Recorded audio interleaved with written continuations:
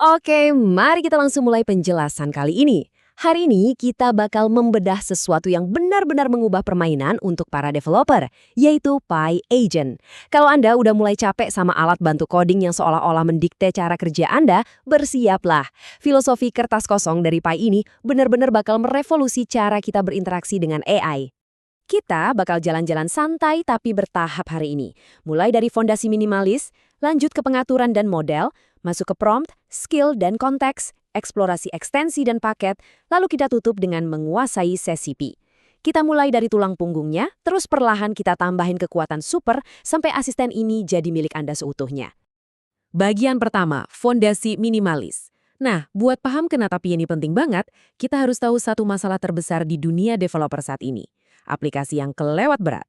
Sering gak sih ngerasa asisten AI zaman sekarang itu too much?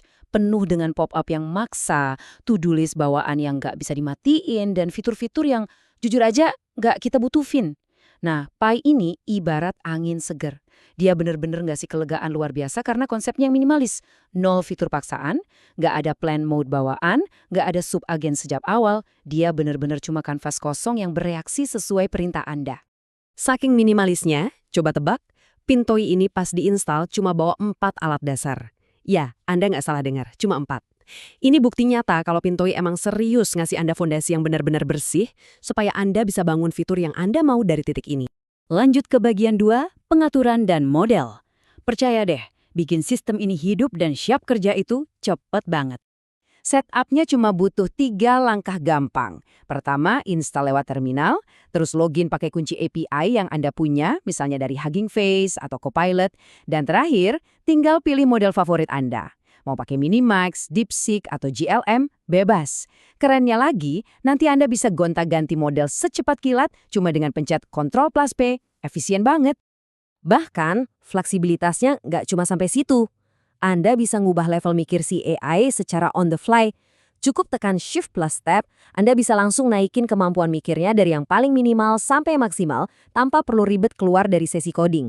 Masuk ke bagian 3, prompt, skill, dan konteks. Disinilah keseruannya dimulai, karena kita mulai nambahin mekanik inti ke dalam agen kita. Pernah dengar soal teknik Inception? Pi bisa ngelakuin manuver meta yang jenius banget. Anda bisa nyuruh Pi buat baca dokumentasinya sendiri, terus minta dia bikinin template perintah custom buat Anda. Jadi, daripada capek-capek ngetik instruksi yang sama berulang kali buat ulasan kode, biar Pi yang belajar dan bikin pintasannya secara otomatis. Terus, ada yang namanya skill. Ini ibarat aksi langsung yang bisa dilakuin sama agen Anda.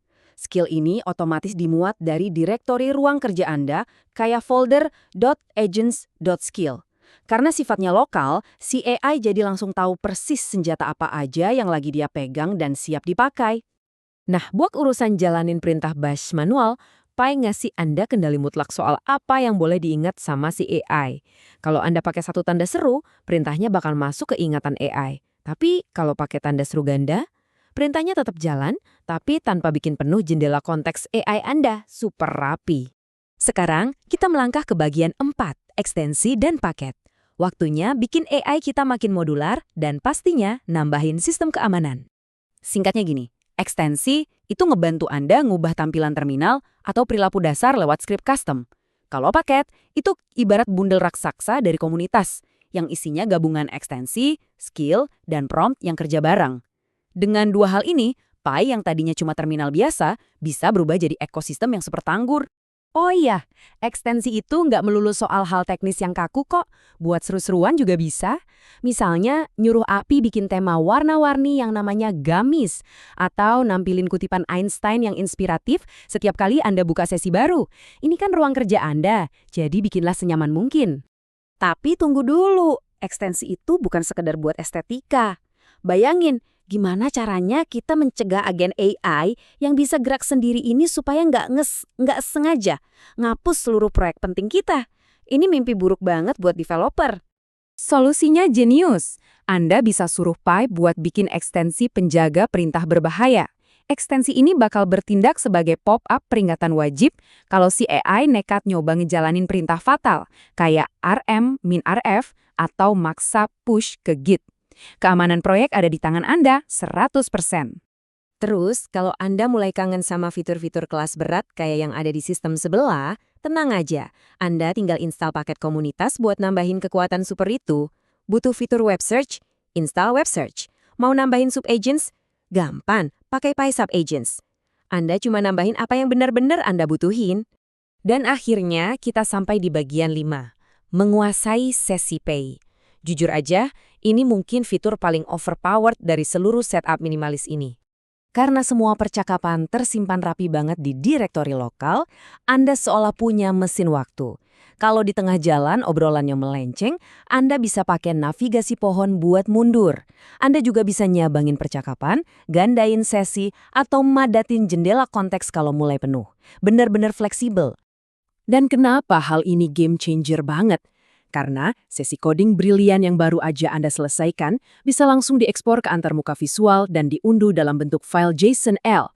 Artinya, file itu bisa langsung Anda pakai buat ngelatih model AI besar lainnya. Peluang machine learning langsung dari terminal Anda, luar biasa kan? Pada akhirnya, Pi ini bukan soal nyuapin Anda dengan ratusan fitur bawaan yang dipaksa sejak awal. Pi adalah tentang ngasih Anda fondasi yang benar-benar sempurna. Nah sekarang coba pikirkan, kalau asisten coding Anda benar-benar seperti kertas kosong, kekuatan super apa yang bakal Anda bangun pertama kali?